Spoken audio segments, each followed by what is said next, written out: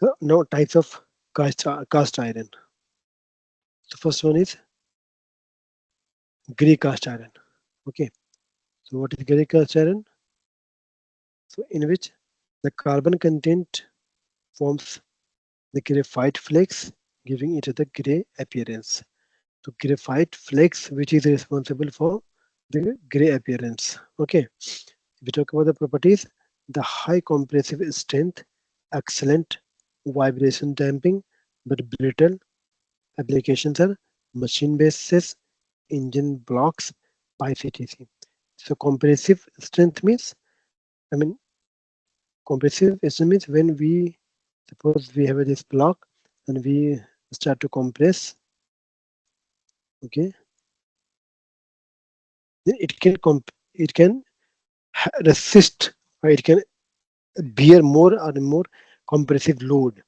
That is known as compressive strength. If a material that can resist more compressive strength, compressive load, then it is known as having the more compressive strength.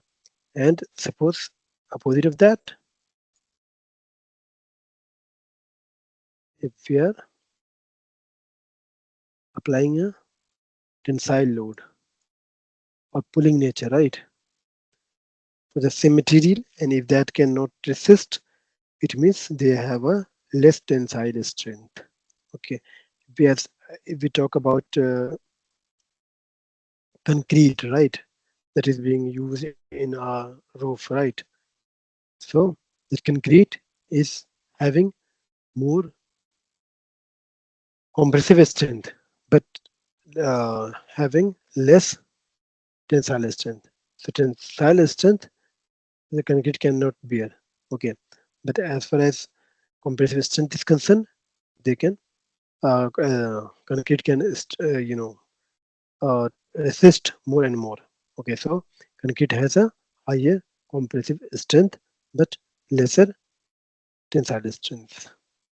That's why so concrete don't show any tensile strength. That's why we use a fiber, or you could say matrix. So matrix is of the rod iron, right? That we use iron rod, right?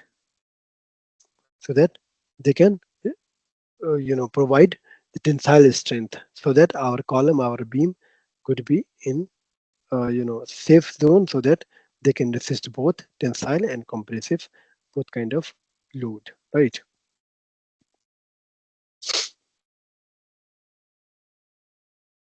And generally the columns have the more compressive load, right? Less tensile load. That should we apply, we use a rod, so that they can have the better strength.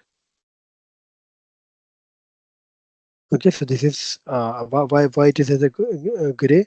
It has in this the graphite flakes, which gives a gray appearance. Okay,